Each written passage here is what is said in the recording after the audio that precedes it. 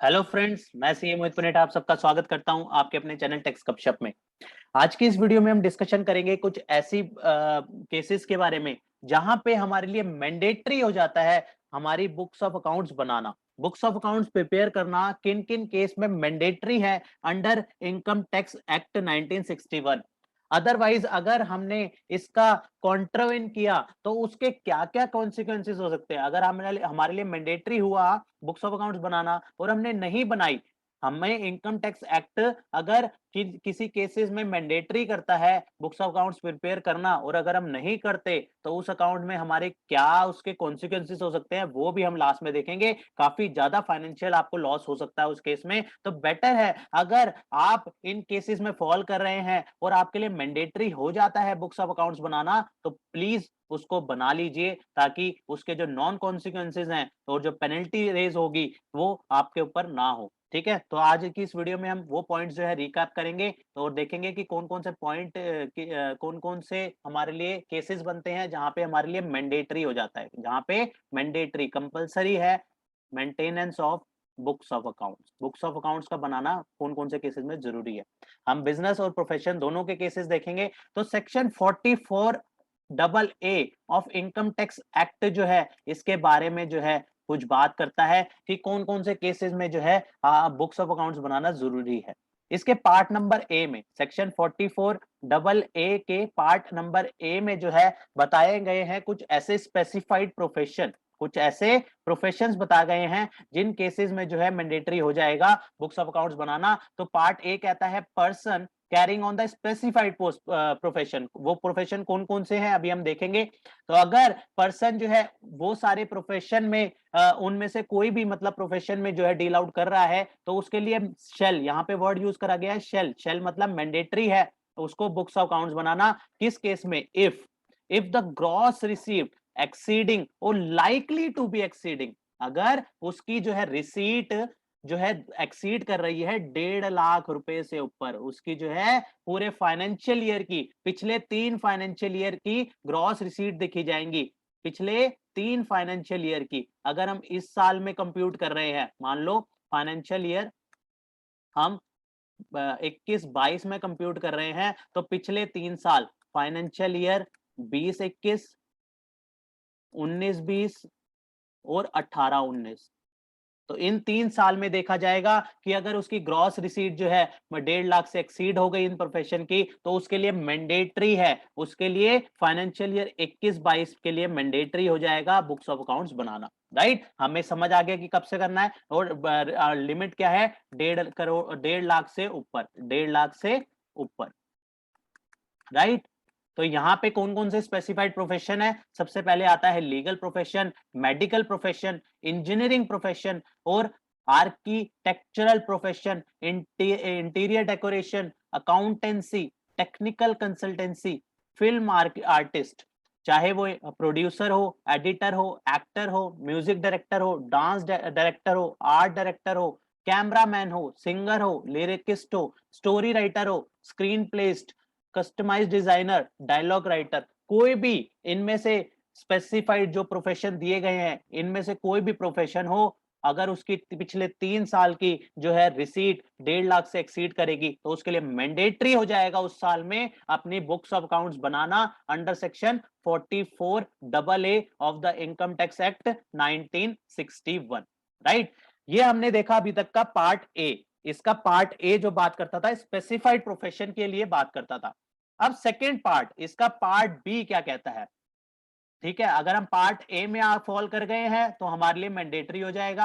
Right, ऊपर ही mandatory हो जाएगा, हमें बुक्स ऑफ अकाउंट्स बनानी है। मान लेते हैं हम ऊपर वाले पार्ट में फॉल नहीं करे तो अब ये देखना है कि पार्ट बी में फॉल तो नहीं कर रहे। पार्ट बी में कहता है एवरी पर्सन, पर्सन की जो डेफिनेशन इनकम टैक्स में है वही जो है यहाँ पे ली जाएगी, जिसमें इंडिविजुअल, कंपनी, बहुत सारे जो है वहां पे कवर अप हो जाते हैं। राइट, तो person carrying on the business और प्रोफेशन, यहाँ पे दोनों के दोनों आ रहे हैं, बिजनेस भी आ रहा है, प्रोफेशन भी आ रहा है। ऊपर जो हमने पार्ट ए में बात करी वो स्पेसिफाइड प्रोफेशन के बारे में बात करी जो कि वहां पे लिमिटेड प्रोफेशन थे।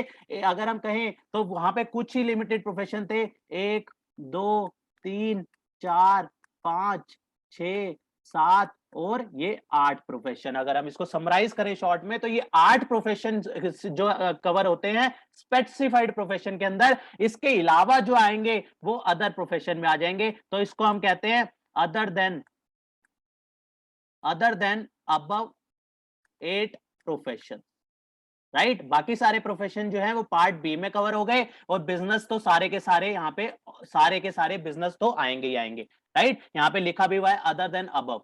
shall maintain books of accounts eligible assessing officer to compute his tax जो है taxable income if, यहाँ जैसे ऊपर लिमिट थी 1.5 लाख रुपए की, यहाँ पे क्या क्या लिमिट्स है?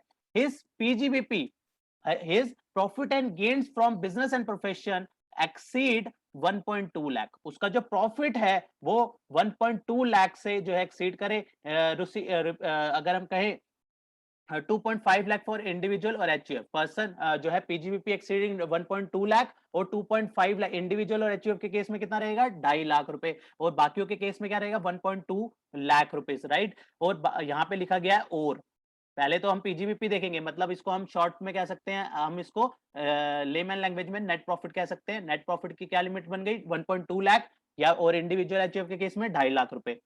और his turnover exceeding 10 lakh rupees और 25 लाख रुपीज इंडिविजुअल एचयूएफ के केस में, right, in any of 3 year immediately preceding the previous year. जैसे ऊपर हमने देखा ना, यही सेम इसी तरीके से जो है यहाँ पे जो है ये यही वाला टेन्योर देखा जाएगा। इसी टेन्योर में हमें यहाँ पे देखना है कि हमारा जो है पीजीबीपी अगर हम कहें इंडिविजुअल और एचयूएफ का केस है, और यहाँ पे अदर कर देते हैं, तो इंडिविजुअल एचयूएफ का केस में तो हम नेट प्रॉफिट कितना देखेंगे? 2.5 लाख।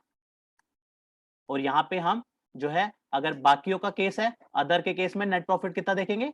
1.2 लाख, राइट। इसके अलावा हमें टर्नओवर देखनी है, तो टर्नओवर के इंडिविजुअल के केस में कितनी है?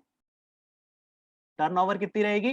टर्नओवर रहेगी यहाँ पे 25 लाख इंडिविजुअल और एचयूएफ के केस में, और टर्नओवर अदर के केस में कितनी रहेगी? टर्नओवर 10 लाख।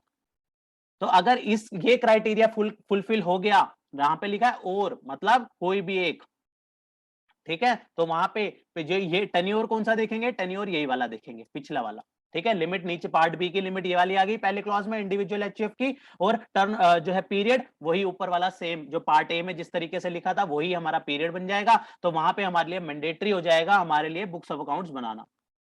इसका पॉइंट नंबर 2 कहता है वेयर द बिजनेस और प्रोफेशन इज न्यूली सेटअप, अगर न्यूली सेटअप है तो पिछले 3 साल वहां पे नहीं होंगे, राइट। जो पुराना बिजनेस होगा वहां पे ये पिछले 3 साल होंगे, 18 19 19 20 20 21, राइट। अगर कोई नया बिजनेस है तो उस केस में क्या देखना है?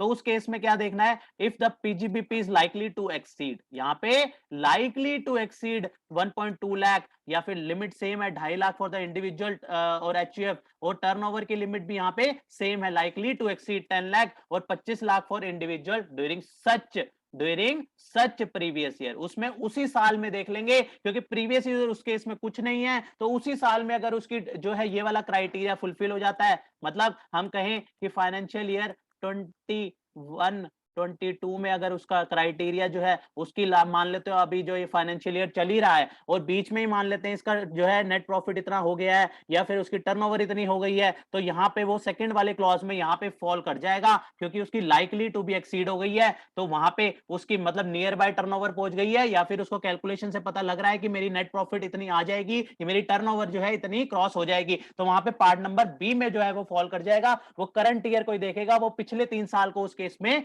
नहीं देखेगा, पिछले 3 साल को देखने की जरूरत नहीं है, तो उसको बुक्स ऑफ अकाउंट जो है उस केस में उसके लिए मैंडेटरी हो जाएगी, अब उसको बुक्स ऑफ अकाउंट्स बनानी होगी, राइट। अगले पॉइंट में मूव करते हैं, where profit under section 44 AE 44 double B 44 double triple B has claim lower than the profit deemed to be PGBP deemed to be profit and gains on his business during such previous year. अगर हम कहते हैं कि हमारा profit, जहां पे profit कौन से सेक्शन में 44 AE, जैसे ट्रक्स वगैरह के केस में हम जो है इन सेक्शंस के तहत जो है प्रिजम्पटिव बेसिस पे जो है टैक्सेशन जो है अपना टैक्स जो है टैक्स लायबिलिटी कंप्यूट कर लेते हैं। तो अगर हम कहते हैं कि हमारा जो प्रॉफिट है इन सेक्शन के तहत वो कम है, has claim to be lower than the profit deem to be profit under during previous year, तो उस केस में भी हमारे लिए जो है मैंडेटरी हो जाएगा बुक्स ऑफ अकाउंट्स बनाना। अगर हम कहते हैं कि हमारा प्रॉफिट इनमें जो हमें लिमिट्स दी गई है इससे भी कम है, तो गवर्नमेंट कहती है ठीक है आप बुक्स ऑफ अकाउंट्स बना दो और बुक्स ऑफ अकाउंट्स को जस्टिफाई कर दो, तो वहां पे आपका जो है उस हिसाब से आप अपना प्रॉफिट दिखा सकते हैं। या फिर where the provision of section 44AD subsection 4 are applicable and his income exceed the maximum amount not chargeable to income tax in any previous year. तो ऐसे केसेस में अगर वो जो है सेक्शन 44AD सबसेक्शन 4 के तहत जो है उसके ऊपर एप्लीकेबिलिटी आ जाती है और वो कहता है कि इनकम एक्सीड कर रही है maximum amount not chargeable to tax in any previous year, ठीक है, income exceeding maximum amount not chargeable to tax कितना होता है अपना 2.5 लाख रुपए, राइट। तो उस केस में कितना क्या करना है, उस केस में भी बुक्स ऑफ अकाउंट जो है बनानी मैंडेटरी हो जाएगी, राइट। तो ये हमारे 4 पॉइंट बनते हैं पार्ट नंबर बी में, और हमारे पार्ट नंबर ए में जो है सिर्फ और सिर्फ स्पेसिफाइड प्रोफेशन को कवर करा गया। तो अगर इनमें से कुछ भी हमारी एलिजिबिलिटी आती है तो हमारे लिए जो है मैंडेटरी हो जाएगा, हमारे लिए मैंडेटरी हो जाएगा उस केस में जो है बुक्स ऑफ अकाउंट्स बनाना। सबसे इंपॉर्टेंट बात है कि ये है मैंडेटरी, मैंडेटरी इसका कंप्लाई करना अगर हम पार्ट ए में फॉल कर जाते हैं या हम पार्ट नंबर बी में फॉल कर जाते हैं, दोनों के में से किसी में भी फॉल करेंगे तो हमारे लिए मैंडेटरी हो जाएगा। अब बात करते हैं कि मैंडेटरी हो गया लेकिन हमने नहीं किया, तो उस केस में क्या होगा, अगर हमने नहीं किया तो हमें सेक्शन 271 ए के तहत, section 271 A of income tax act के तहत 25,000 की जो है वहां पे पेनल्टी लग जाएगी। हमारा अगर हम किसी भी इसमें फॉल कर जाते हैं किसी भी क्राइटेरिया में लेकिन हमने फिर भी बुक्स ऑफ अकाउंट नहीं बनाई तो हमारे ऊपर 25,000 की जो है पेनल्टी लगती है under income tax act under section 271 ए। तो इसलिए जो है ये बहुत ज्यादा जरूरी है कि अगर हम इस क्राइटेरिया में फॉल कर रहे हैं तो हम अपनी बुक्स ऑफ अकाउंट्स को प्रॉपरली बना लें, राइट। तो आज की ये डिस्कशन बहुत ज्यादा इंपॉर्टेंट थी और औरों को भी शेयर कीजिए, तो कि हो सकता है कई बार दूसरे के पास ये इंफॉर्मेशन नहीं होती, हमारे केस में ये एप्लीकेबल नहीं होता, या फिर जो है हम ऑलरेडी जो है इसका कंप्लायंस कर रहे हो लेकिन कोई ऐसे जना हो जो नहीं कर रहा हो, तो उसके लिए अवेयरनेस के लिए जो है आप उसको शेयर कर सकते हैं। तो प्लीज इसको आगे सर्कुलेट कीजिए क्योंकि नॉलेज शेयरिंग करने में देखो किसी का कुछ नहीं लगता, लेकिन अगर आप अच्छी इंफॉर्मेशन आगे शेयर कर रहे हैं तो हो सकता है उसमें किसी का बेनिफिट हो सके, राइट। तो इसी के साथ आज की इस वीडियो को क्लोज करते हैं, मिलते हैं फिर नेक्स्ट वीडियो में नेक्स्ट टॉपिक के साथ। टिल देन बाय बाय, जय हिंद जय भारत।